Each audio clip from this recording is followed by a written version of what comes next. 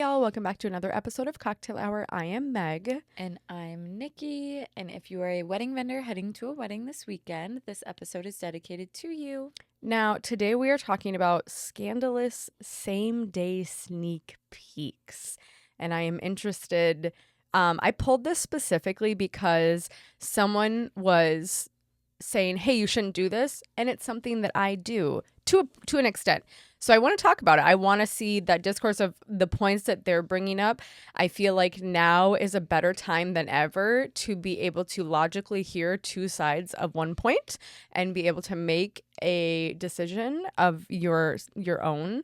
So maybe this will convince me to stop doing what I'm fucking doing. So that's where we're at. But before That is such an interesting lead-in.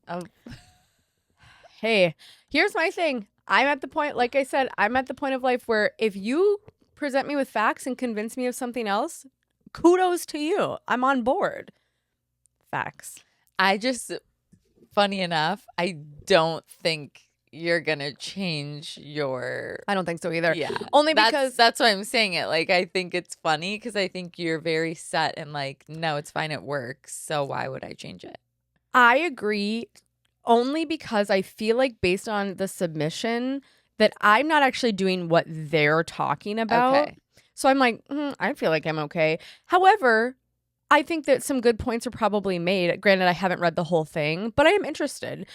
You know me, I start things and stop things like a hot potato. Apparently I do too. I quit. If you listen to last week's episode based on what my friend was saying about me. Right. Yeah, no, you're just... Yeah, you start things and stop things all the time. You're a strong starter. You just thanks. Yes, thank you. Thank you so much. You should get that tattooed. Strong starter. Strong starter across my chest, under my boob. Yeah. Okay. This is why sometimes I do think that you should have to wait until you're older to get a tattoo. I agree. But I am lucky that I didn't do this.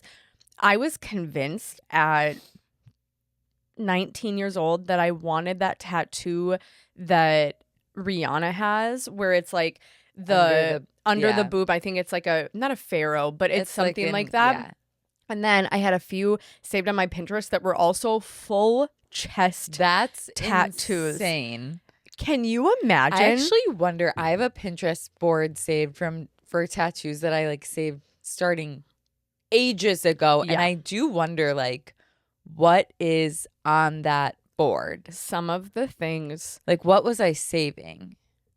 And that just goes to show, and we're in the wedding industry, so we see that all the time. Trends and style ebbs and flows all the time. So much. But tattoos, I wish I didn't get the continents on my arm. Yeah. Yeah. For the listener, Nikki just showed me like an elephant, some roses and skulls. I actually could see that for Psycho Solace for sure. This is actually insane. Interesting. I'm all for tattoos. If you would have put that one on your body, you guys, it's like not a taxidermy. It's like a skull. A skull with big horns. Elk skull with flowers around it. Yeah. Yeah, here's a full chest like Just imagine if we had those right now. I would be paying so much money for laser removal. I don't even like Wednesday Addams, and I have a Wednesday Addams tattoo saved. I feel like I was in a phase. Guys, something was really going on the here. Way my words caught in my mouth when Nikki just showed me this Wednesday Addams, Christina Ricci, Wednesday Addams, like old school. Christina Ricci. Who's like the best Wednesday, by the way. It's like a very gory looking tattoo. It's not cute. And then there's cats. Yeah. Like this is my board. And then a bunch of religious figures. Of course. Yeah. And then. Yeah. So, honestly, if you had that, I think that'd be pretty hot though. If you did like a booty These one. are recent. Oh, okay. These are recent. Starting from here. These are recent. Gotcha. Recent saves, recent finds. Anyway, I'm not even on Pinterest. The only reason I got on Pinterest is to start saving business wedding stuff, shit. Yeah. but then I don't do anything for myself. I really wish I did, but I don't think I have so many Pinterest boards. It's disgusting. I don't know if I'd ever actually use any of them, but it is it's like when the lottery is over $1 billion and you start saying like, oh, if I won, here's what I would do. Like, it's a fun escape from reality. I think Pinterest is the same. Even if you don't end up doing anything with it, what's the harm in perusing Pinterest and saving things? We could be out, murdering people instead. Oh my gosh. Speaking of that, I am listening to a podcast right now. So I listen to Murder with My Husband. If you know, you know. Some say her voice is annoying. Well, I'm into this newer podcast. I think it's only like a year and a half old. And this girl in the intro of her episode was like, thank you guys for getting me to the #1 murder podcast on Apple Podcasts this month or something, a year and a half in or something like that. Anyway, it's called Hot on the Case. And she is covering the BTK killer. Do you know anything about the BTK killer? Because I had heard like the name, the BTK killer. Do you know what it stands for? BTK. Is it like, I don't know, bludgeon? What is it? Bind something. Torture and kill. Here's my thing. I have probably listened on My Favorite Murder, but all these murderers, I mean this in the nicest way possible. I don't remember any of you. I will remember this. Dumb to me. I don't care what you did. You would remember this. This is not. I will follow. This and I will is not listen a to Ted the show. Bundy, like, or what is that his name? Ted Bundy? Yeah. Or like Jeffrey Dahmer. Like, those are two infamous, I think, like serial killers that you know of. Yeah. BTK is not like an infamous, like, I don't know the cases. Like, I don't know that TV shows have been made out of it. She is doing a super deep dive, intense dive, like chronologically going through. This man took like decades in between his murder sprees. That's just mean. Like, just do it so we catch you. Yeah. And how he kills people and like what he does is sick. Like, torture is in his name. Yeah. And he's also an idiot, as they are. I can't relate. I could relate to a crime of passion, getting so mad where I just I take a bat and just like knock someone out. No, this is somebody who's born evil. Where you're just like plotting and scheming and you're doing the craziest things to them. Number one, who's got the time? Get a job, okay? Two, there's literally, it's fucked up. Have you, speaking of this, totally off topic of what we're eventually going to talk about, but Charlie Hunnam and the Ed Gein. So Ed Gein would, I believe, off people and like wear their skin. And this is coming to Netflix if it's not already on Netflix. Gotcha. And Charlie Hunnam plays the bad guy and he looks like... Yeah, I just Googled it. Yeah. He looks terrifying. Our sexy. And so this is from the creator of Dahmer that came out on Netflix. By the way, I did not watch it because for the listener, Nikki just turned her phone and showed me the scariest shit I've ever seen. That made my chest That is hurt. from the trailer. That's terrifying. Of Monster, the Ed Gein story.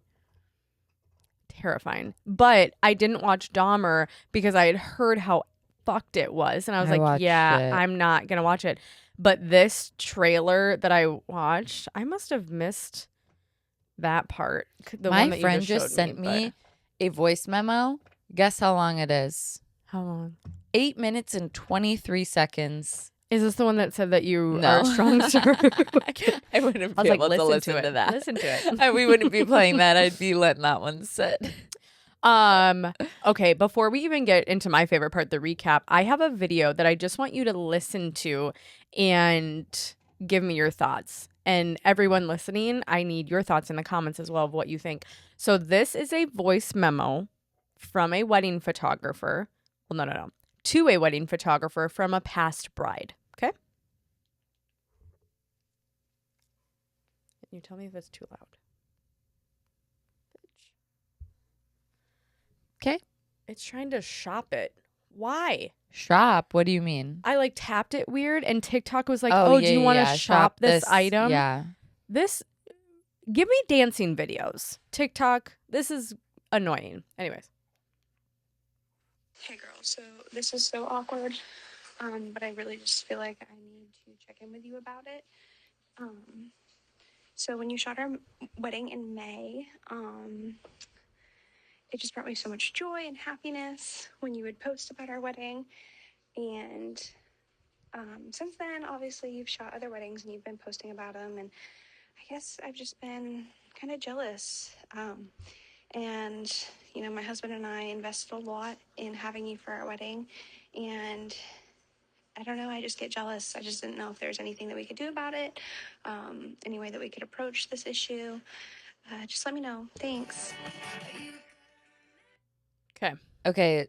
First of all, I think that's fake because I saw a post on TikTok of a girl sharing that exact typed out text from a previous, quote unquote, previous client. And she shared the text thread of their conversation. And it was the exact verbatim thing that girl just said. And the photographer was like asking for advice, like, don't know what to do. And like shared her fake news. text threads. And I'm like, people nowadays, I feel, are sharing anything on the fucking internet to go viral, to do anything. And I see so many videos that to me are so blatantly made up that other people are like, oh my God. Yeah. And I'm not talking about this specifically. The only reason I'm saying that about this is because as soon as she started talking, I was like, I've heard this. I've heard this. Well, and not in voice memo. Yeah, in like a written out text. Yes. Well, and in this version, so it's like the voice memo and then the response. And again, maybe this is fake, but essentially the photographer in this scenario says like, hey, I'm so sorry. You're definitely not forgotten. Is there an amount that would make you feel comfortable? Do you remember in your example what the person said of like being posted on her timeline? Like, how often do you want me on your timeline? She said something like every other post or like every this few one says posts. every 3 posts would definitely make me feel better. So here's my thing. I hope this is fake because this would be a future serial killer if I've ever seen one. And I would say I'm actually never posting you again. Yeah. And that's not the point. I'm going to take that even further. If you're mean to me on your wedding day, I'll never post you. I'm never posting anything. Don't be mean to me. And now, granted, this happens so infrequently, but like if you're rude or if you made my life very difficult because everything had to be, it just felt like everything was about what can I post on Instagram later instead of just like enjoying the moment and letting me do my job. Yeah, why did you hire me if you don't trust me to do my job? Yeah, not gonna. What? You wouldn't go to an incompetent plastic surgeon to get your eyelids corrected like I need. So if you're a competent plastic surgeon out there, let me know. If you're listening and you want to do a trade. Or if you're someone who does master Botox and you want to do a trade, hit Meg up. You want master Botox? I want to. I want to see if I can get rid of these. Well, you just pulled nothing. That was crazy. There was nothing happened. There's skin. You can barely get anything in your hands when you do that. Yeah, well, I need nothing. I need it to just be bone. Okay, sorry. Opie's making himself comfortable. Anyway, what have you been up to this week? I know you just got home. Yes. Not long ago. And then we're jetting off again. Well, I am on Sunday. I believe Sunday. God. No, I know we need it. So much happened on my trip, okay? I went to Jersey, shot a wedding. This wedding venue that shall not be named, although it was stunning. Yeah, it's beautiful. I think I told you this. Yeah. But the staff there is essentially like 40 bridal attendants, okay? They have earpieces in their ears, and it's like the CIA. You would have thought it's that movie, The President's Daughter or whatever, where you have people following you in black jackets the entire time. And granted, let me preface, I'm from the Midwest. A good amount of the weddings I work are in the Midwest. This might be very common on the East Coast, but not something that I really ever see. So we have people at any given time are holding the bride's dress while we're walking. There is no moments of in between like candids that I'm able to capture. There is a lady in a black suit holding the dress always. Yeah. This venue also has 2 weddings, a morning wedding and an evening wedding. That is insane. Yeah. So you can't use certain areas of the venue at certain times, which makes this difficult because if I'm the morning wedding, which I was, the light is literally as high as it can be all day for my portraits. And then when it starts to drop a little bit, SOL, I can't shoot in certain places of the venue that are gorgeous because another wedding's going on. So that was That would little hurt my heart. Yeah, that was a little tough. And granted, I love the photos that I took. Like the couple was amazing, the day was amazing, but it was just the employees everywhere made things a little bit hard. They even sit behind the bride and groom's chair during speeches. They sit on the ground behind the chair, and then they pull it back for the couple to get up more easily to go hug the person that just spoke. And while I understand, when I'm taking full shots of the bride and groom, like listening to these speakers, you see a person behind the chair. Like you see someone sitting crisscross applesauce on the ground. Even if I'm shooting head on, not from the side, you just see them underneath the table and underneath the chair. And I'm going, okay, I'm going to have to Photoshop that out. Hopefully I'm able to do that. But all that to say, the wedding was great. Like, we had a great time. It was just an interesting experience, different experience than I'm used to. But Jersey was also interesting. I don't typically frequent New Jersey, and they have something that I think every state legally should have to have. What? And I believe A gas station attendant, they pump your gas. that, which this guy looked at me like I was crazy. Yep. When I got They out of the pump your car. gas. But it has to do with that. So I see a sign that says like service road or service center coming up 2 miles. And I was like, great, I need a coffee. I had to drive down to DC. Let me grab a coffee. They have, so think of the interstate. Okay, you're driving down 35. Then there's an exit that there's only one road. You don't like take the exit and then you can get off and take a right and take a left and It's right. like a rest stop. It is like a rest stop. There's nowhere to go except for the building that is off of this service road. And then you keep going straight and you're back on the interstate. And it is just a big building with a Starbucks, a Chick-fil-A, a bit like it is just a huge service center. And then there's a gas station as well. So, and then that's maybe every 20 to 40 miles. And I was like, that's genius. Because then I'm not having to go like, okay, it says there's a Starbucks on this exit, but then you get up there and it's like, 3 okay, miles yeah, away. hang a right, go 3 miles, then come back. And I was like, just to have it right there, I think every state should do that. There's one of those on the way to Chicago. Is there? Mhm. I know there's like the big, is it like the big The overpass. overpass? one. Yeah.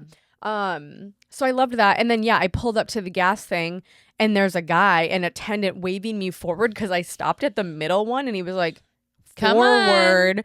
And I was looking at him like, They for sure know when you're not from there because Yeah. like I would do the same thing. I also think I would have forgotten. in the moment, I was like, ooh, I might have fucked this up because I got out when he waved me forward. And then I can put two and two together. I'm a somewhat smart individual where I go, he's clearly working here. I bet he's going to pump my gas, but I didn't know originally that was going to happen. And then he pumps it and I left my car there and went into the building to get Starbucks. And while I'm waiting in this very long Starbucks line, I'm thinking, I wonder if I shouldn't have left my car there. I wonder if that's also maybe not a thing they do because there is there's a food side and there's a gas That side. makes sense. And I was like, ugh. Especially that guy's trying to get cars in and out of there. But when I looked around before I went in, there were Nobody's behind you. no one's behind me. Yeah. Half of the gas pumps are empty. So I was like, okay, I feel okay. It's not like I'm making someone wait. But anyways, so that was my time in New Jersey. And then I drove down to DC. Shout out to another Louis couple. We did their engagement session like at the Smithsonian. And then we went down to the Georgetown neighborhood, which is so beautiful, so much fun.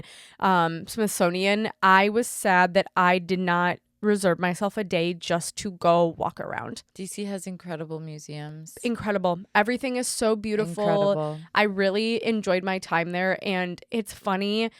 I'm a person who I'm like, I like to visit places, but Minnesota is home. There's nowhere that I've ever gone where I go, yeah, I would love to be here forever. Unless I'm a millionaire, sure, put me in New York or put me in, LA on the beach. But given my current salary, I couldn't afford to live where I would want to in these places. But DC, I just enjoyed, like, you have all the monuments and the gorgeous museums and things like that. And then you also have like Virginia in general.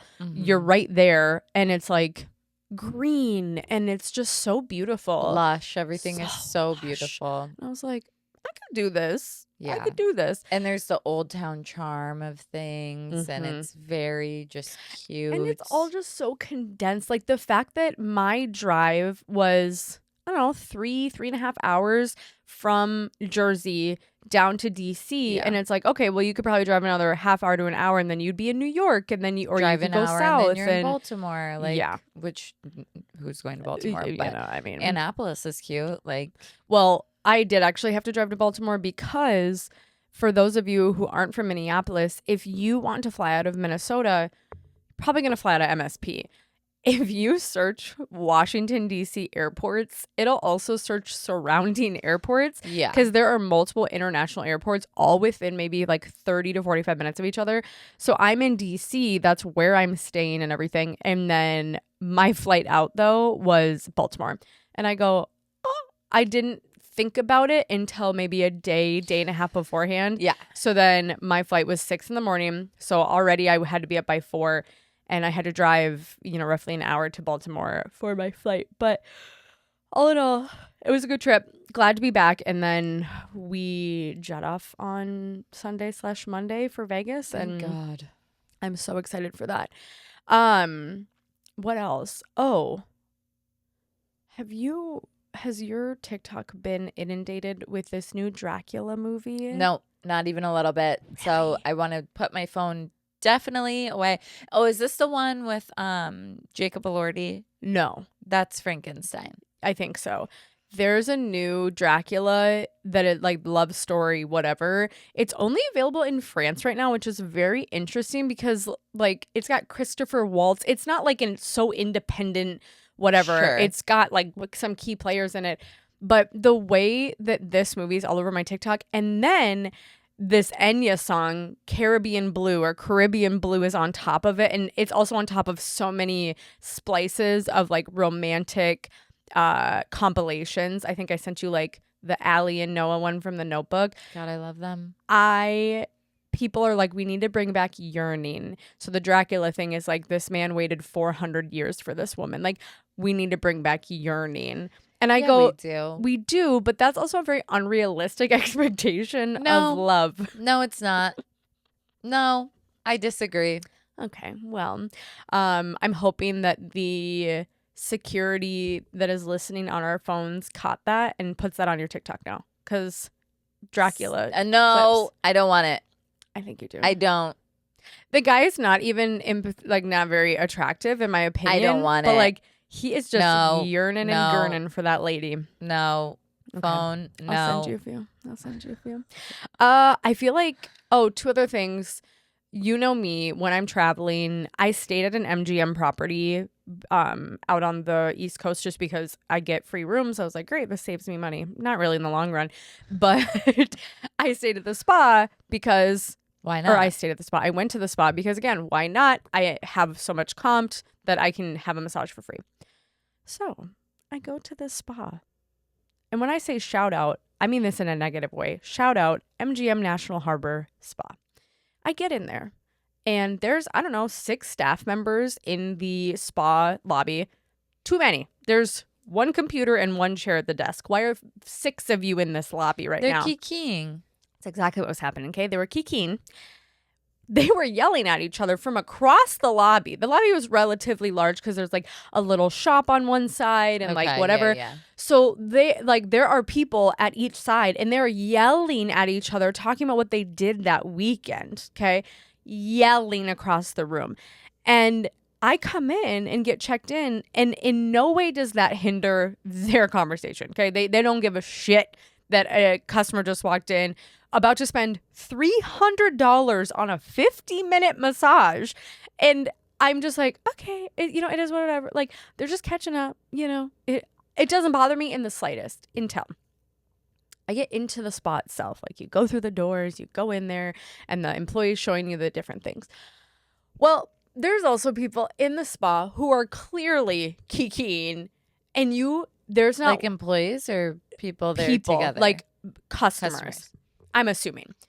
Because they're in there, they're all like at the jacuzzi, they're popping bottles of champagne, which, not to be a Karen, but I know you're not supposed to be doing. Like, you're not supposed to be in the spa with glass bottles of champagne. You don't know how they do it on the East Coast. That's fair. And they're all so loud. I didn't fuck that man. And like You're on the East they're Coast. going crazy, whatever. And I was like, okay. So then I try to go into like the loungy area where it's like the quiet room. No, you not only do you hear the employees on one side of your ear screaming, then you hear the customers on the other, ear screaming. And I'm like, okay, it is what it is. Like, once I get into my actual massage, it'll be fine. No, all throughout my massage, I can just hear people. And in no way would it make sense for me to be like, to talk to the employees and be like, hey, could you ask them just kind of like, it's Shut a the fuck spa. Like, could we just like, it's supposed to be a little peaceful, because they're just as loud, if not louder, in the lobby. So I don't know. Here's my thing. I'm all about people like having fun and whatnot. But if you went to a yoga class and people were yapping the entire time, I think you'd be like, hey, I'm kind of here to... I yap in yoga. Is yoga supposed to be like, zen out? I guess do if you people do a talk during specific yoga? one. Well, yeah, yoga. I think you're thinking yoga like in the movies, whereas yoga classes are very like, you're doing a lot, you're moving, the instructor's talking the whole time. There are very like zen, like I think that's what you're envisioning is like a wind down yoga experience. So like, yeah. That I Fair. can see. Clearly, I'm not a big yoga girly myself, but I just felt like going to a spa, there is it's a supposed to be a certain spa. expectation of like, Relaxation. hey, especially if you're with your girls. Like, yeah, you're chatting, you're catching up, but like, you're talking like this. You're catching up. You're talking about girl. I was like, you guys, come on. Also, for me, if I went and I was paying like $45 for a massage and it was like kind of a whatever place where I was like, well, yeah, where I'm like, who knows who's going to be massaging me? But I'm spending so much money. This is like such a nice place. And I was like, people are screaming in here. And through this 15-minute massage, I've not felt at peace 1 second of this entire massage. I know, but also since it was comped, I was like, well, but also I spend so much money, which is why I get the comp. So I'm like, maybe I should say something because then I could get my comp back and use it while we're in Vegas. You should have said something. I just didn't want to be that person. I can be a Karen in my head. I struggle being a Karen out loud. You know what I mean? I feel like I don't. I feel like and sometimes I'm like, damn, I should have just left that one internal. But I feel like I don't actually externalize any Karen behavior unless it's very warranted. Fair. And it's like, yeah. I do if it's Adam. I'm a Karen to him all day, every day. Well, yeah. He doesn't lock the Subaru door. And we've had multiple instances where we've woken up in the morning and shit's everywhere in the car because he didn't lock the door. And people come through. There's nothing to take in there. There's nothing. I'm like, what are you going to take? I'm laughing because you just recently told me that there have been car smashings, window smashings. And you were like, yeah, I'd rather just leave my cars unlocked so they can go through it and find that there's nothing to take. I'd rather than to have my window rather slammed. you not remember the things that I say. Okay? Because now that does make sense. But I would like to leave it unlocked. Adam leaves it unlocked. And then I get into the car and I'm like, the car door. And I'll text. I won't even pull out of the road yet. I'll be like, the car door was unlocked again. He's probably going to kill himself. Like, he's probably like, she won't shut up about everything. Or if he goes to bed without doing a check of the doors, I will be rude. I'll be rude to him about it. And he's like, you could do it. I was like, I'm just a girl. You're a boy. Check the doors before you go to bed. You're the protector. Anyways, I told him yesterday I want a gun.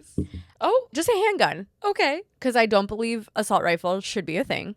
I know that's really controversial right now. Yeah. I want a handgun. Yeah. And Adam goes, I'm okay with a handgun. 100%. Why not? Even Kamala Harris was like, I got a Glock. Purse. Yeah, he's like, let me get a Kamala has a Glock. Meg can have a Glock. But Adam's like, why do you want a gun? I said, honestly, I don't feel very safe. It has nothing to do with Minneapolis. It just has to do with crazy. I'm like, people. Yeah, people. I'm like, I might be wearing the wrong t-shirt and someone wants to shoot me. So I'm like, I really would love a gun. Yeah, I was like, I would love a never gun. know. And Adam goes, okay, but I need you to think reasonably. Do you think if you got mad enough that you might pull the gun on me, not to shoot me, but to scare me? And I go, Jesus. he makes a good point. He makes you know, I get pretty angry. Just kidding for anyone listening. But that's my update. Have you shot a gun ever? Yes, but hunting. Like a hunting rifle. Yeah. Not a handgun. But not at an animal. I refuse to do that. That's that's rude. stupid. But we have... Like, have you been to a shooting range? No, well, a homemade one.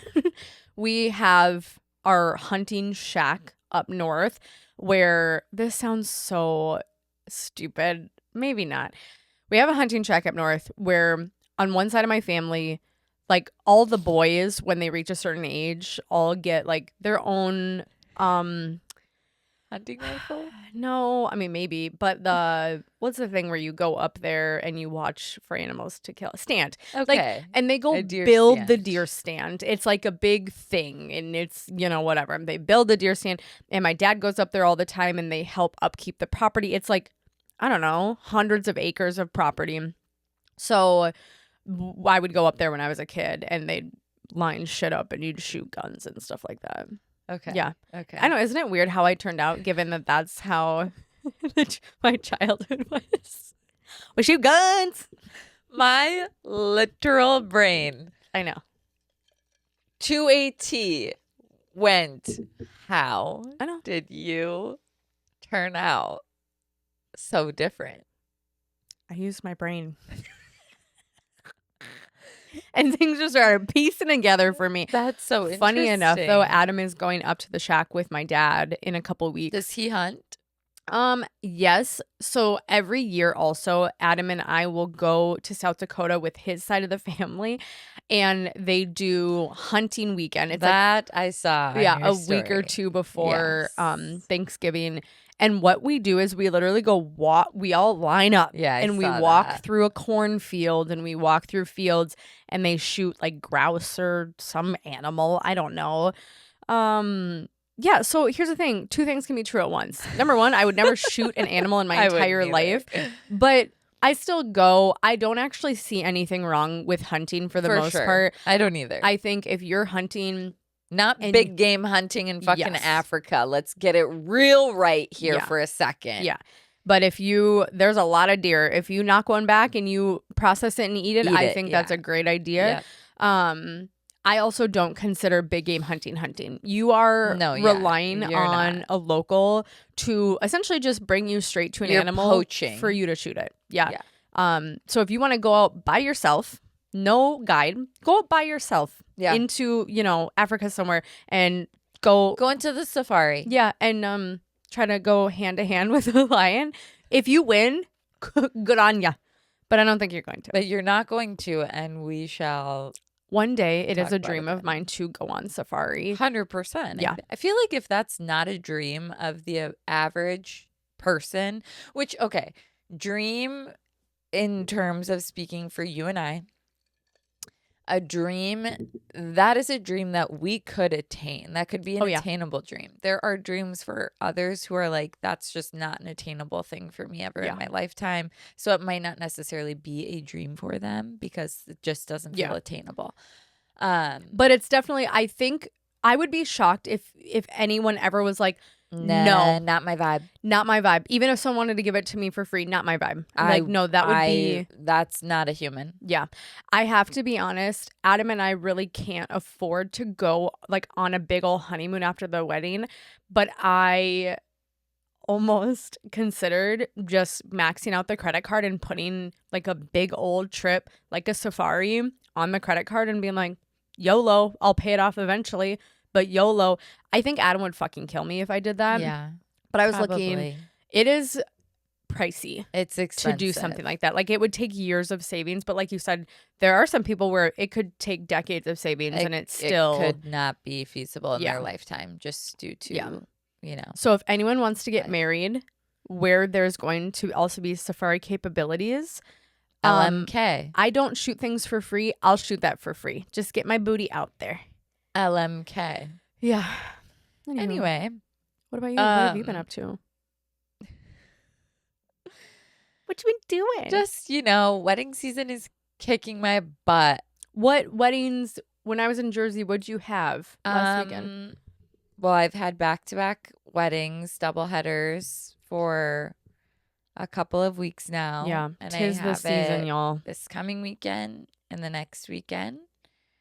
And then the next weekend is just a Saturday, but then the next weekend it's a double. And then the next weekend. Yeah. When are you through November or are you like through end October? Of October. Same. Yeah. So anyway, a couple of things in my notes. So shooting weddings for people you know.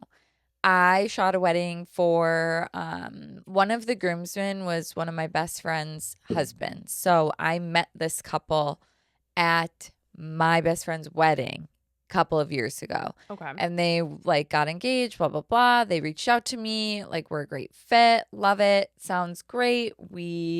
I shot their wedding and it was an absolute blast because who doesn't love shooting a wedding when like your friends are there and you get to see people that you know and you vibe with the couple really well.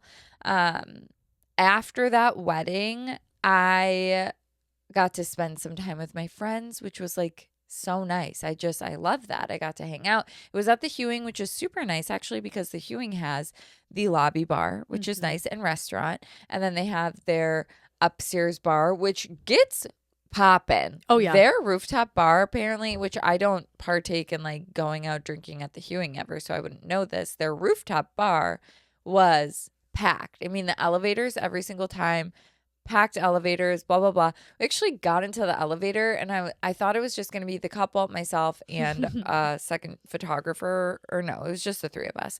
And, or no, maybe my second was there. I don't remember. I don't know. Somebody was with us, but it was right after the dress change and the bride just looked stunning. I loved her second dress. It was like this mini custom made in Europe, like gorgeous mini I have to see photos dress. of this. It was so good. Her dress was just like, she said herself, she was like, I love my second dress more than my first dress. It is my vibe. It is like everything that I've wanted, dreamed of, and more. It's this one.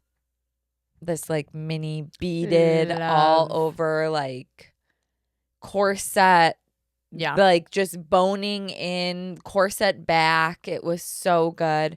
But yeah, she just looks stunning. And we get in the elevator and I'm about to take a picture of them, that picture with their rings. And these people just start filing in behind us. And I'm like, can you just give me 1 second? Yeah. And this woman, I could have smacked her with that 24, 28 to 70 and really just taken her out.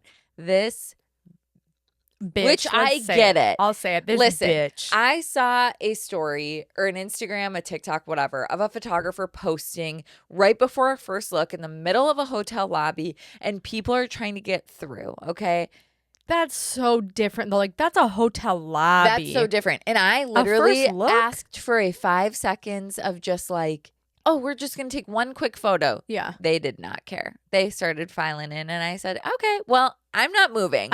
Yeah. And I didn't. And so I just kept taking the pictures. And anyway, it was a really good time. I had a really great weekend. I will say the next day on my way to my wedding in Stillwater, because I still don't have a vehicle, which I know for some of you out there saying like, how the fuck are you doing it? I don't know. But I'm also going to shout you out really quick. I'm going to pause because I think Nikki's doing something very smart that a lot of us do not do, saving up and trying to pay fully as much as you possibly can for a car instead of just going, let me go get a $60,000 car note. I could not. The fact that when I graduated, 2012, I come to the city, my first car, no.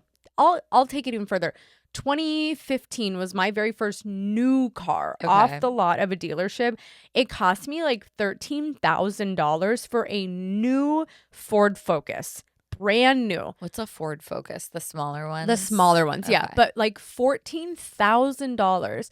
And you can't get a fucking car nowadays for under like 40 grand. Yeah. And I go, holy hell. And the interest rates are so bad that if you have a car note, these payments, it is not normal to have a $500 car payment unless you're driving like a fucking Jeep Grand Cherokee Not or a even Land that. Rover. That's disgusting. First of all, Well- Jeeps can suck my ass. That's what I had as my last vehicle. Hated it. It Jeeps just- can actually suck my asshole. If you're driving a Mercedes or a Yeah. BMW People or a have luxury normalized. vehicle, Yeah. a Jeep is not a luxury vehicle. Sorry to say it. Don't mean to burst your bubble if you're out there driving a Jeep. If you're driving a luxury vehicle and you Yeah. have a $600 car payment, Sure. that's Yeah. normal because you probably are in the tax bracket of somebody who can afford to pay that. Yeah. The average American person, if you have a car payment, even $400 for whatever the fuck you're driving, that's crazy to Yeah. me. As someone who has not had a car payment in years and years and years and years, I can't actually fathom the idea. I can't wrap my head around having to pay off a vehicle at that interest rate. Like, I can't think about it. Adam and I have a Subaru Outback, and we've luckily, we had some money in our bank account and we just decided to pay it all off. Yeah. But our payment was $600 for an Outback, and not like top of the line, this thing fucking flies. No, just an Outback. So, yeah, $600 and I then can't do that. $200 for insurance. No. So you're telling me plus gas, I'm spending $1,000 a month purely Absolutely on not. the bare minimum on for your this car. Subaru Outback, which I really like, by the way. Oh, I but love the Subi. there's not a shot in fucking hell that I'm doing that. So yeah, we're saving as much money as humanly possible, because I truly do refuse to have a car payment. And yeah, so I get into Craig's vehicle on Saturday, and I'm going to Stillwater for a river cruise wedding. So in my mind, since I don't have a car, we're doing Airbnb photos first, and then we're walking to the riverboats, or we're walking around downtown Stillwater. I don't have a place where I can put my rolling case for work. So I brought my old backpack that I used to carry around with all of my gear. And I got into the backseat of Craig's car, and I started transferring my items as he's driving me to Stillwater. I started transferring my camera gear from my Pelican-esque, because mine's a dupe, Pelican-esque case to my backpack. And I finished that. I zip her up. Craig's just driving towards Stillwater because Stillwater is just in one general direction. You just drive down there. And then I was going to give him the address as we got closer to the Airbnb where the girls were staying. As I zip up my backpack with the gear in it, which I could have done the day before. Granted, I didn't. As we were walking out of the house to get into the vehicle, my dog had pooped because he's 15 and he pooped on the ground. And so I set my phone down, picked up the shit, went out to the car, finished packing up my backpack. We're halfway to Stillwater. Realized I left my phone on my kitchen counter and immediately start to panic because I have the timeline on there. I have the phone numbers on there. I have the address on there. I have Family all of shot list. the documents, my family shot list on there. Every single document that I need is on my telephone. We're at a point now where I gave myself ample time to get there 20 minutes early. So even if we turned around, we would still be 20 minutes late. Yeah. Because we would have to drive back 20 minutes and then start all over, or 30 minutes, start all over, and then we would be getting there late. So I just told Craig, I was like, okay, we're not turning around. Yeah. I need your phone. I took his phone. I downloaded HoneyBook, Google Docs, added my Gmail accounts, pulled up all of the stuff that I needed to do. We got there. I didn't realize the bride had texted me, as I don't have my phone, the Airbnb address that she had initially given me that I have in my files, in my emails, was wrong. So I'm sitting at this Airbnb trying to figure out how to get in. Finally, I used Craig's phone to call her because it's like a couple minutes before 2:00, which was my start time. Yeah. Her sister answers and she's like, oh, hi. Like, we've been trying to get a hold of you for a while now. The whole time that I was driving, they were calling me, texting me, just like, because they had given me their own address. They wanted to make sure that I was in the right place. So they were freaking out, probably thinking like, this girl is not showing up to my wedding. We're getting day. ghosted. And I'm freaking out because I'm like, I can't figure out how to get into this building, this Airbnb. The Google Maps is showing me that it's this building. I don't know what to do. finally we get in touch with one another, and the sister is like, okay, we're across the street. It's at a different place like that. Whatever. We've had some issues. I get there. Thank God I had a backpack on. And not only that, thank God Craig had to stay with me for an hour until my mom could bring me my phone, because I couldn't let him leave with his phone. I needed my phone. So The way I think I would have cried during all of this. Oh, yeah. You are strong, because I would have cried. And that was after a 10-hour wedding day and then 2 hours of spending some time with my friends the night before. Yeah. It was also 90 degrees on Saturday, and it was hot, and I'm fighting for my life. Yeah. We get to the Airbnb, sister opens, we're kikiing, hi. She goes, okay, just so you know, it's about 15 flights up to the top. There's no elevator. Was this whole building they had rented, or did you have to get The up the building, 15 to get to the space that they had rented? correct. Oh, okay. So, yeah, it wasn't like 15 floors that they had just like chilling. But the Airbnb itself, it's like this very old building in Stillwater that looks like a barn. It's like a tin building. And on the bottom, there's a restaurant. But on the other side, there's this huge flight of stairs that leads all the way to the top. Stunning view, by the way, once you get there.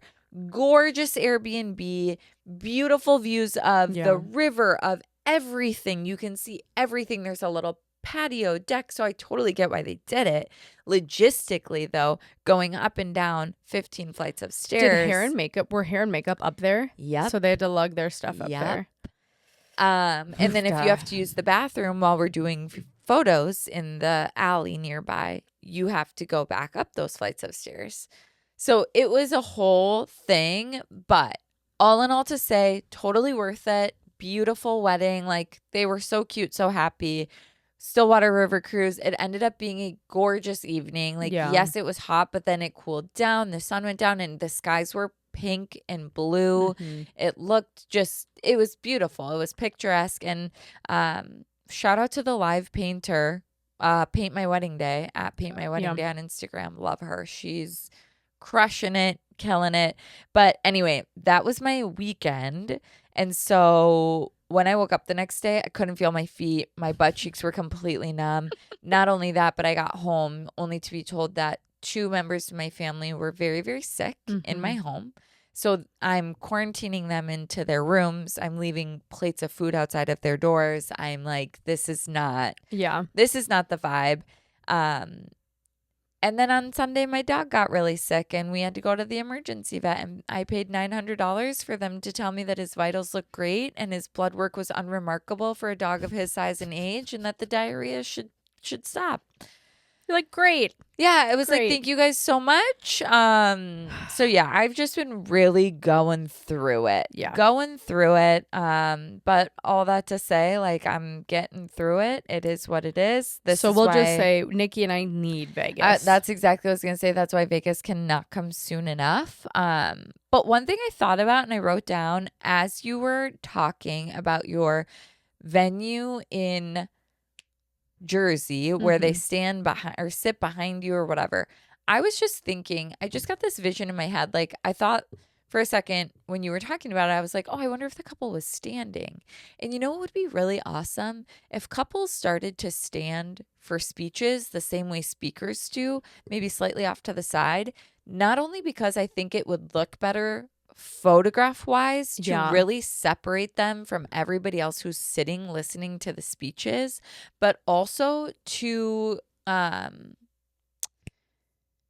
make it so that the speech giver feels bad if their couple is standing too for long. a very long time. Then that's what I was going to say. I was like, well, if the speech goes relatively No, but then that long- should be a point where you're like, yeah, I don't need to be talking for this long. Yeah. Like, you should really clock into that fact. But anyway, that was just a thought that I had and wrote down when you were One other thing that I will say is I don't want couples to think about what I'm going to say right now and be like, oh, okay, well, we have to be mindful of this. But people love photos of them watching speeches being given and they're all cozy and cuddly. Exactly. then you have to be cozy and cuddly. And stand up and put your arms around each other. Yeah. Or like if you are sitting, maybe turn one of your chairs and try to cuddle up. I don't know. It just, I agree. Yeah. But here, I'm going to show you for the listener really quick. I'm going to show Nikki. If you can see, I know it's hard to see from there, but underneath, behind his legs, you can see the person sitting there. And I'm like, it's not terribly noticeable. Yeah. You might not catch it, but it was definitely an interesting situation. One other thing that we are doing today is my final I was dress gonna appointment. ask if you were gonna say anything about that. So we are gonna be going to the White Room. Shout out the White Room in Minneapolis. We love Jillian and Carmen and everybody there. But going to try in some dresses. The first time I went, there was a few dresses they didn't have yet that I really wanted to try. I think I'm gonna go with the Sarah 7 dress, but we'll see what I like best. But I went one time without anyone. And this is just a shout out to everyone that is nervous about their dress appointment. Do whatever the fuck you want to do. If you want to go alone, go alone. If you want to go with a group of people, go with a group of people. For me, and I've talked about this before, I've lost like 70 or 80 pounds, but I still feel like I am that old Meg, and I'm not a big dress person. I'm not super duper girly. So what I didn't want to happen is go with a group of loved ones and hate everything and cry in front of a group of people. I didn't want that to happen. I'd rather just cry by myself. And I go, oh, actually, I don't look horrendous in these gowns. I feel pretty good. So going to have my second appointment and bringing like my mom, my sisters, my close friends. Period. So I'm excited to have that experience with everybody, but I am also a little nervous. I have to be honest. I'm just like, I know the dresses that I like, but I don't know how everybody else will feel about the dresses. And I know it might not matter, but to like have people there and spend time, I don't want them to be like, I hate everything that she's putting on. I don't know. And I also don't like being the center of attention. And I was thinking about this morning. Adult friendships are hard for me, and I'm not particularly close with my family. So it is really hard for me to be in a position where people are gathering on my behalf, even though I've asked them to or said, hey, I have this appointment. If you'd like to come, please come. Sure. But it's not something like I don't have birthday parties. I don't typically have situations where there's a group of people because of me, but I have been very strategic in that. I like purposely, you've played a part in that. 100%. 100%. I'm not like seeking that out. It's not an expectation that I ever have. So like a defense mechanism? 100%, because people let me down every time they have a chance, which is the craziest thing to say, I know. But like, I just feel like this is a reason I'm actually shocked that Adam and I are still in a relationship, because I struggle with being let down, which by the way, we're all humans. We are continuously going to let each other down because like we're all trying our fucking best in life. But I really struggle being let down and not cutting bait and running and being like, it's easier for me to be by myself because then I'm not disappointed. No one can hurt me if I'm by myself. No one can hurt me if I don't have close friends. No one can hurt me if I don't spend a lot of time with my family, which is not a healthy thing to have. It makes, but it tracks. The thought process makes sense. Yeah, it's not a great thought process, but it does make sense. Just like, especially you and I are in not the same boat, but relatively like growing up and kind of like taking care of yourself and stuff. It's just 100%. Easier to be by myself. So anyway, so this situation where I'm like having a group of you all with me, it makes me very anxious. It makes me uncomfortable because I'm like, these people don't like me enough to actually be here. I'm like talking myself into that process or that mindset. Whereas I dropped a note to Greer literally yesterday. Hey, I have this appointment if you want to come through. I know it's like you probably have other things to do. And she goes, I would literally move mountains to be there. I will be there. That's so nice. And to me, I was like, but why? Like, well, would you do that for somebody else? 100%. So then why wouldn't somebody do it for you? I don't know, Just because. Good question. Didn't say it was healthy. I just Something saying to it's think about. how I feel. But yeah, so I'm excited. I did order a veil though from Etsy. Did it come? No, Okay. but it is full lace, not just lace trim. So I'm a little nervous about that. But I thought it was a vibe. I don't know if it's going to be a vibe on me, but also I am going to talk about it on the pod because this won't post for a little bit. I do believe that I'm going to go with a Las Vegas florist. Okay. I found one that fits the vibe. I have a meeting with them actually while we're in Vegas. Okay. But in person? No. Okay. Zoom. But I looked high and low and I really considered bringing someone from Minnesota because at the end of the day, I have the luxury of like, since this is an elopement, we're spending less money on hosting a big ass wedding. So we have more in the budget for things like, hey, I really care about my bouquet, even if that means I have to fly a florist from Minnesota, out there because I care about the final product so much and I don't want to leave it to chance. And I wasn't finding a Las Vegas florist whose work I felt showed me that they could take my vision and bring it to life. Sure. But I found one, inquired, and they're super excited and I'm super excited. And I was like, nice. Yeah. And at the end of the day, I don't mind spending a couple grand on getting someone out there if I know that they're going to create the right vision or be able to bring that to life. But if I weigh that against spending $300, right, as much as I love to spend money, that's just that would be a dumb decision. So, and you're supporting the local wedding industry there too. Yeah.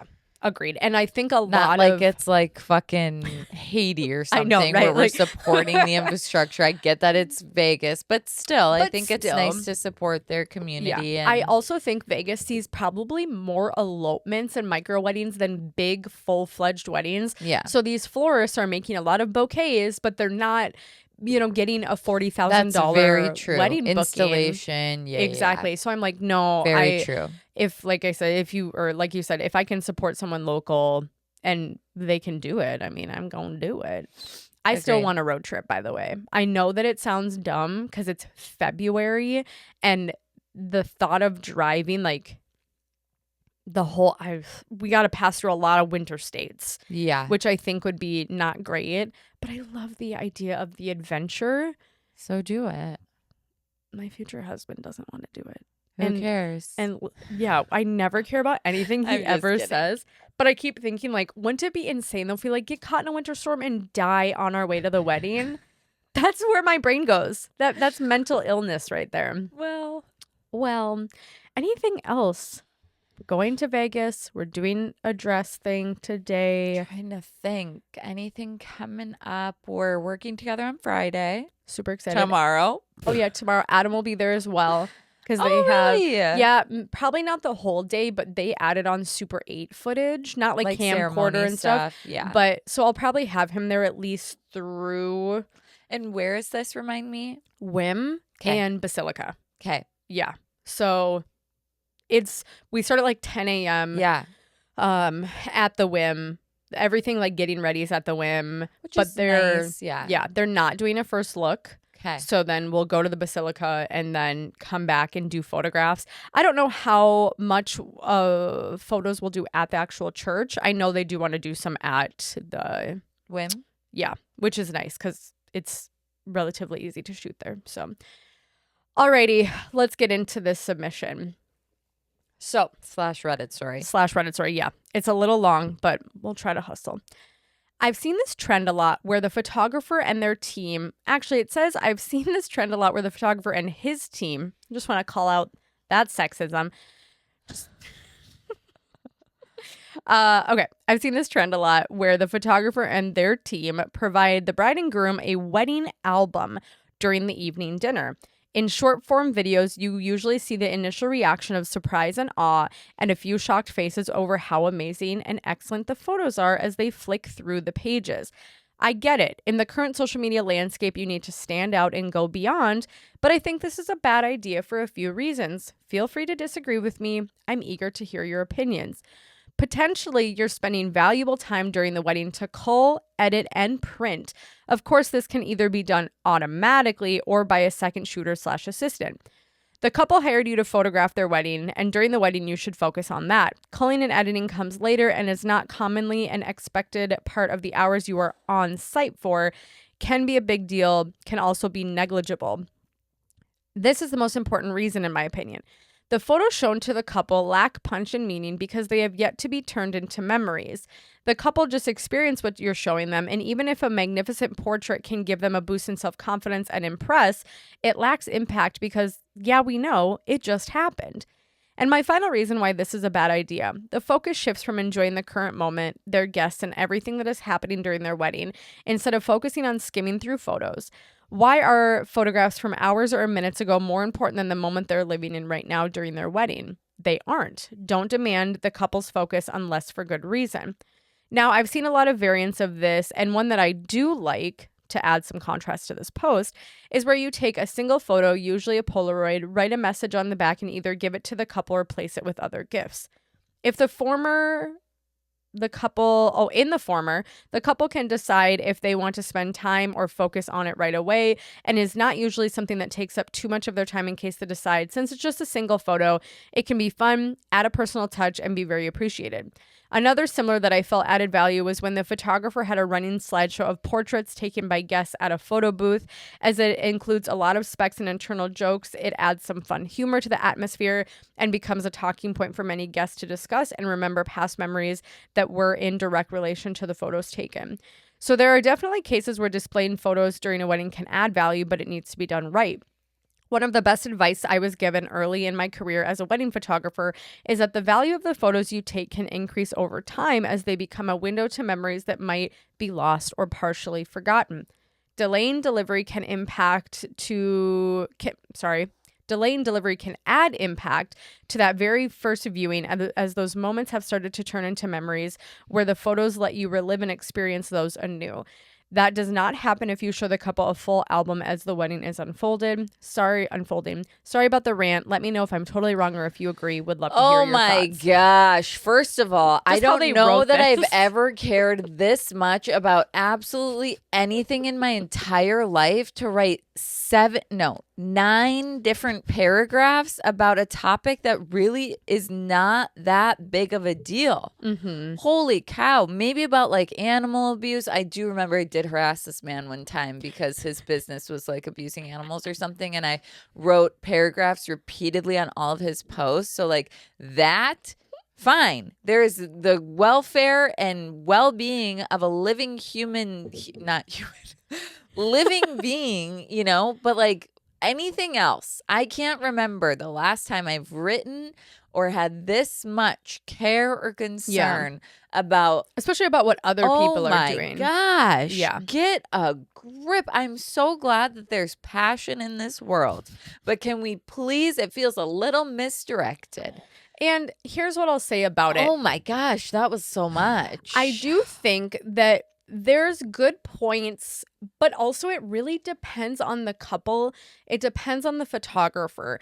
So I get what they're saying about like, hey, these photographers who will sit down, pull out their laptop, edit in Lightroom, and then literally print photos out for like an album. I've seen that. Number one, I gotta be honest, kudos to those photographers. I wouldn't do that. What I do is and I only do this if I have a second photographer, I will say, hey, it's cocktail hour. I'm going to take 10 minutes of the next 90 minutes. I'm going to sit down. I'm going to go quick, grab a couple photos from my camera, transfer the RAW to my phone, and do a quick black and white. I literally slap a black and white preset on it in Lightroom, export it, and show the couple 5 photos of their day.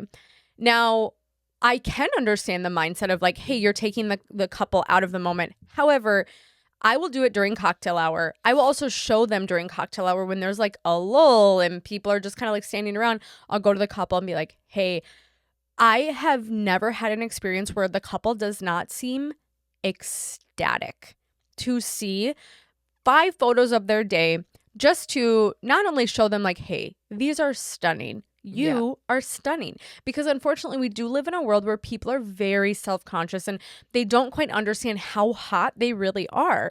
So I like showing that proof. The proof is in the pudding But also just showing them some fun key moments. Yeah, I know that they happened, that they were just happening. They were there. But when you take a photo on your fucking iPhone, It's not the same. but also you take a photo on your iPhone, do you then not look at it for the next 90 days so that you can look back at it later for a memory? Right.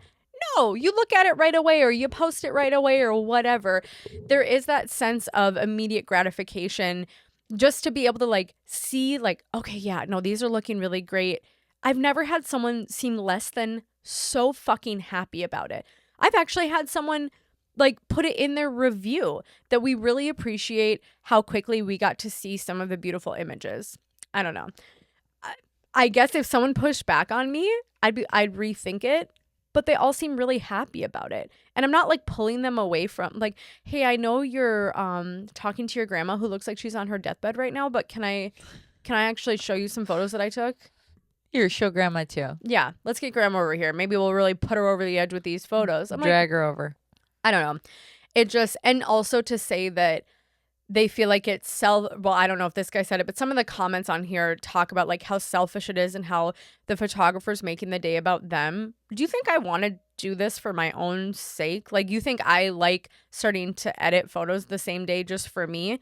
No. I just want to make sure the couple has a little something so that I also have a little breather to not have to send them sneak peeks right away after the wedding, like official sneak peeks, because they saw a couple beautiful photos already. Right. They know that they look good. Reshare them if you post them or whatever. Like, what are your thoughts on? Well, I shared my thoughts on this. Are you talking about what you do? Well, I just mean in general. I know you shared your thoughts. Like, okay, I've never seen anyone so passionate about other people, but like, what are your thoughts on doing same day sneak peeks, whether they be printed, whether they be digital? I can't care enough about what somebody else is doing. It matters absolutely zero to me. It's like people who care that gay people get married. In what way does this affect you in your life in any capacity? That couple didn't hire me to be their wedding photographer. They clearly chose you for a very specific reason, whether they liked your work or the process that you go through.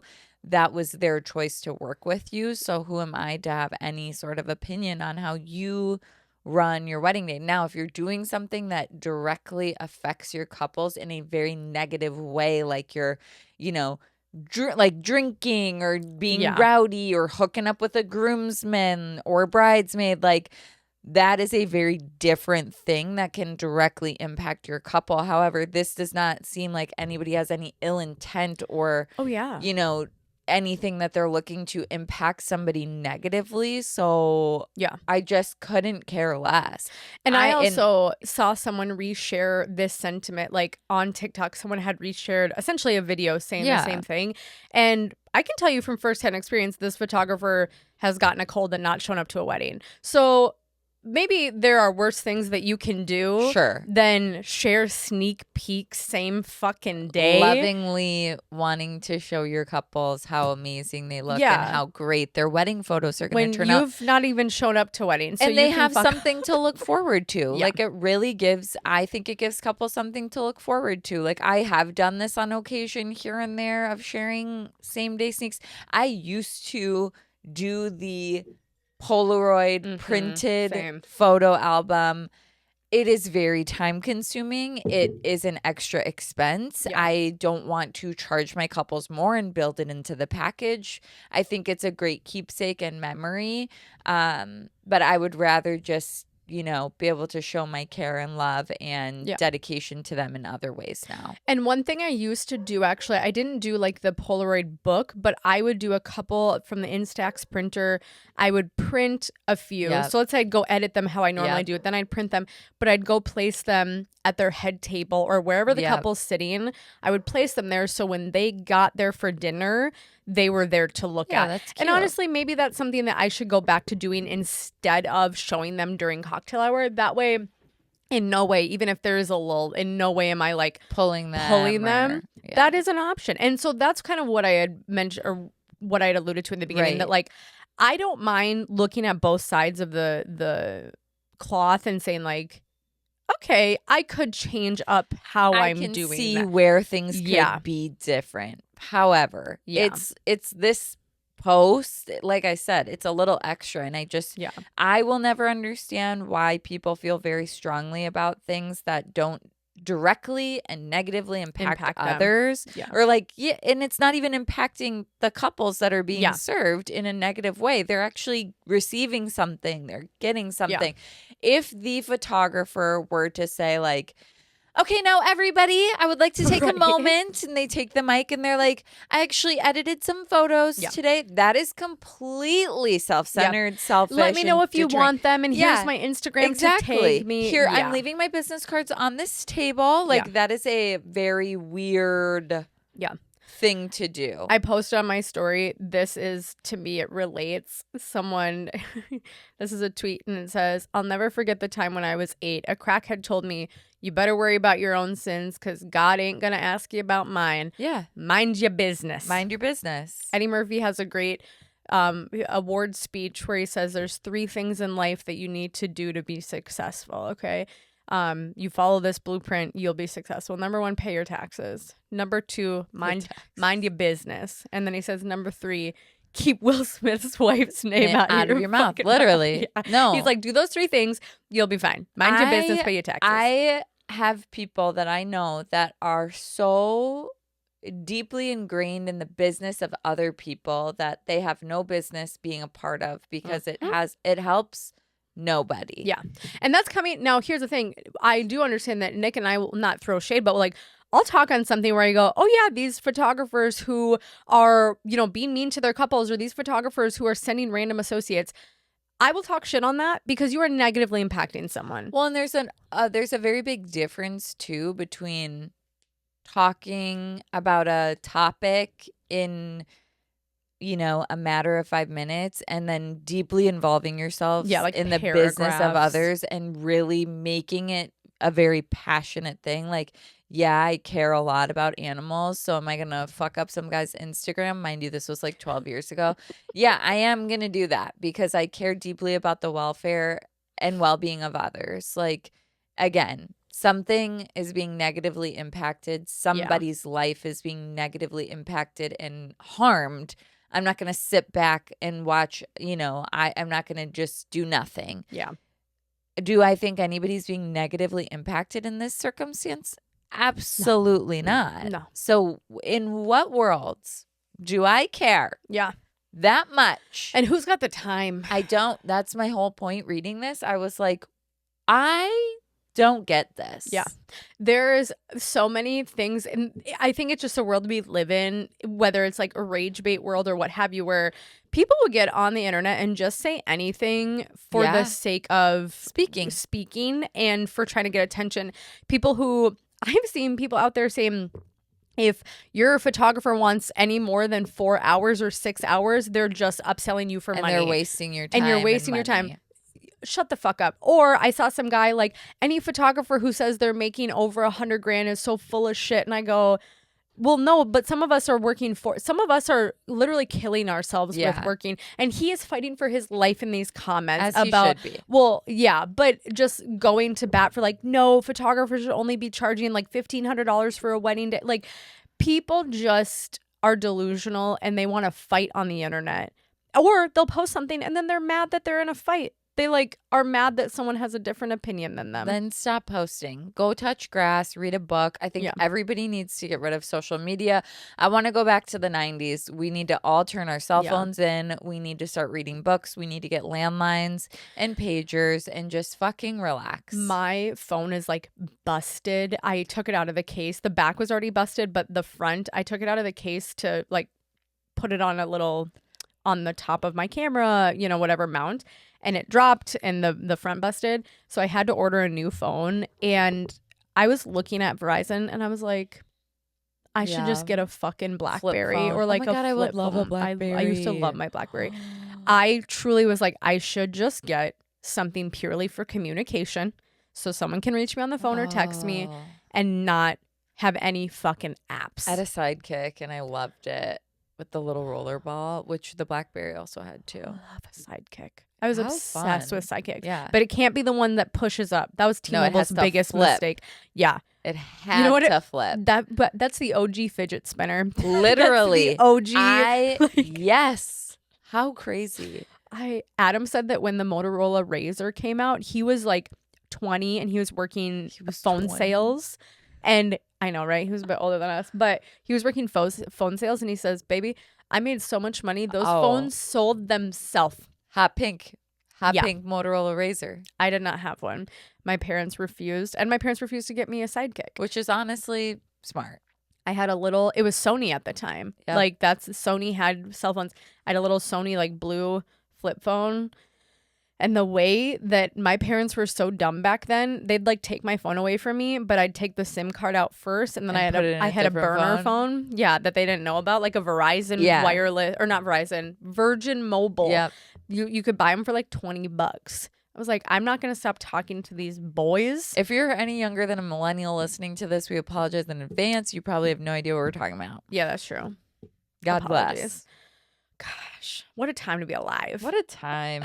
Anywho, okay, guys. Well, thanks so much for joining us. I don't think we're gonna do a mini this week. Well, we're not, because this is Thursday, and it would have come out yesterday. That's a very good point. So when you texted and you were like, "Yeah, we'll just do one long episode," I was like, "Well, yeah, you're no like, other it option. posts tomorrow." That's fair. I would have just posted them the same day. Okay, that's true. But thanks for joining this cocktail hour. Don't forget to subscribe, review the pod wherever you listen. Oh, and one last thing. What? We have started to order some stuff for the new set. Yes. So I just need you, if you're listening, mark it on your motherfucking calendars. When's Halloween? I think it falls on a Friday potentially. So we're gonna have to record a little early and release it on Friday the 31st. So Friday the 31st, I want you to mark your calendars, because not only will Nikki and I be back on video, we will have a new set, and we will be in costume. And we don't know yet. And honestly, I'm going to start posting to our Instagram stories for people to submit inspo costume ideas. Like, give us some ideas. Maybe the best will win. We could do a Halloween giveaway. The best comment, whoever comments like the should costume we ask that for the we category choose, or ask for the actual costume? a little bit of both. Because if they say like, okay, well, Meg should dress up as a bull and Nikki should be like the cute Olay person, I'm gonna be pretty fucking ticked. Did you just come up with that off the fucking rip? Are you kidding me? Or have you thought about that? No, actually, that has nothing to do with intelligence. Picking a bull and an Olay person, a matador, which I hate, by the way. Yeah, that's another topic that we don't need to get into. No, well, it's twofold. Number one, I'm pretty good at like improvising, or like things just come to my head, but I do think it's mostly mental illness. I just didn't know if you had thought about that. Not for us, but I have seen an episode in the past of Modern Family where one of them is a bull, like Cam and Mitch. I can't remember which. One of them is a bull and one of them is a matador. Okay. And I was like, love that. Yeah. I don't know. I agree. We should do a giveaway. We'll do like $100 gift card to something. Give us the best idea. $100 to Spirit Halloween. To use for next year. Just kidding. No, Spirit Airlines. Out. Yeah, Spirit Airlines. Even worse. Not gonna lie. Anyway, make sure you follow along with us on Instagram at cocktailhour.podcast and submit your stories or questions to the link in our bio. Everything is anonymous, and we'll see you next week. Bye.